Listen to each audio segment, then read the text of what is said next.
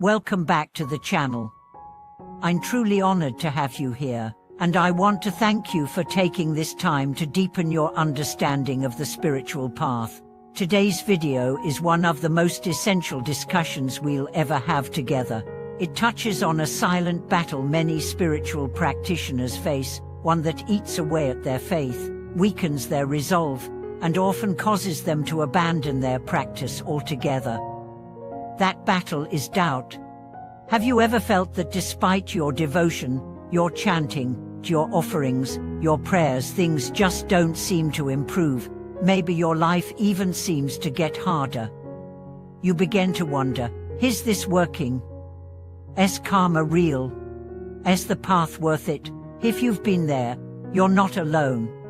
But the answer might surprise you. The issue isn't that the Dharma has failed you.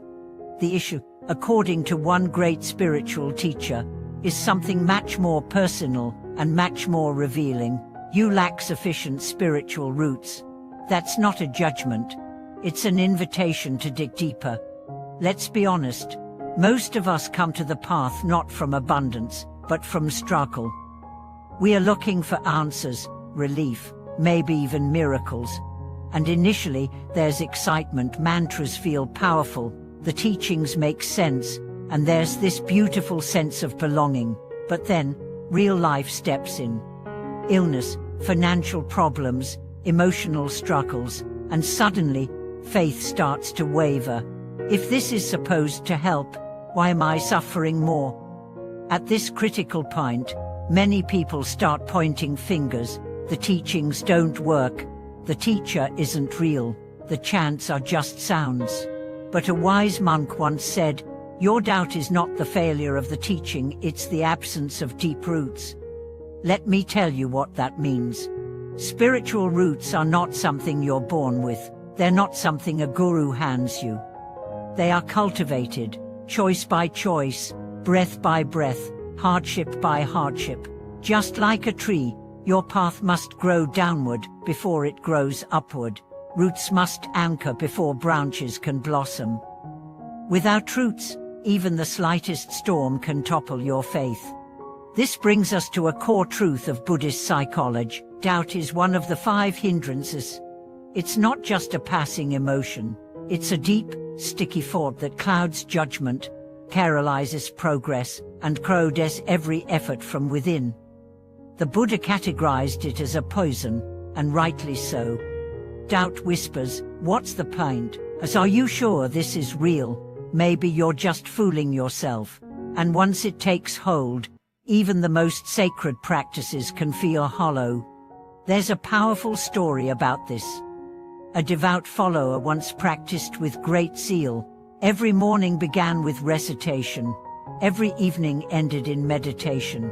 Yet, his life seemed to fall apart. His health declined, his business failed, and his family faced crisis after crisis.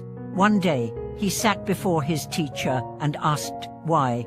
Why does the more I practice, the more I suffer?" The teacher replied, "Because your suffering is not a punishment, it's a purification. The Dharma is not failing you, it's revealing you." He explained that karma is not a vending machine. You don't put in one chant and receive instant peace.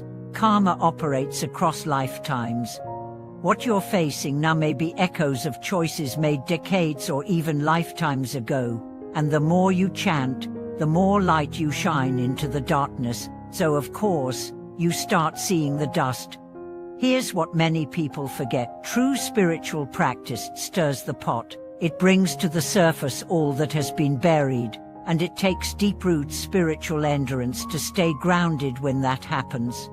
Now let's talk about faith. Not blind faith, not superstition, but what the text calls right faith, a faith rooted in understanding.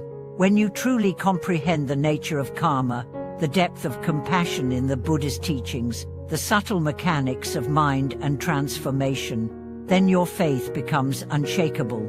Not because it avoids difficulty, but because it sees through it. Think of it like this.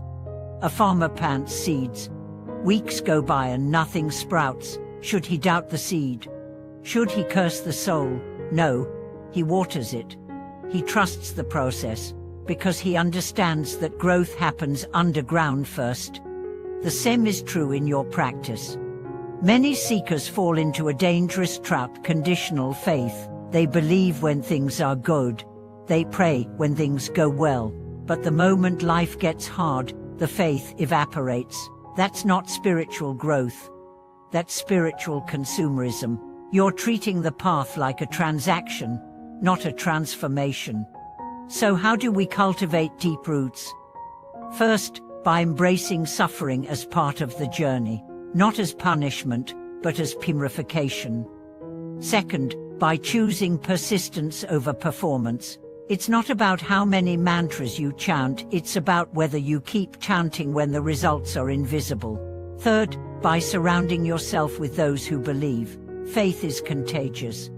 Doubt thrives in isolation, but faith multiplies in community. There's a beautiful teaching that says, even if the sun rises in the west, never doubt the power of right practice. What that means is this: no matter how confusing life gets, how backward things seem, the Dharma remains true. Gravity doesn't cease to function because you don't understand it. Likewise, karma doesn't stop just because you can't see it working. I want to share the story of an elderly practitioner who faced unimaginable loss. Her husband died suddenly, her children became estranged, and her own health declined, yet she never stopped practicing. When asked why, she simply said, because the Buddha never promised comfort. He promised clarity. And that, I've found. Her words reveal a profound truth. The real miracle of practice is not avoiding hardship, it's meeting it with grace. It's transforming fear into faith, confusion into clarity, pain into purpose. That's what deep roots do. They hold you when the storm hits. So the next time you feel like giving up, ask yourself, am I doubting the path, or am I just afraid of growing? Doubt is easy. Faith is work. But only one transforms. And remember this, the Buddha didn't become enlightened by avoiding suffering. He became enlightened by understanding it. You don't escape karma, you purify it. You don't bypass difficulty, you walk through it, chanting, mindful, resolute.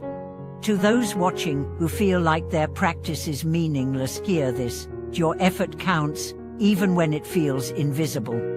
Your devotion matters, even when no one sees it. Your faith is growing roots, even when you feel like nothing is happening.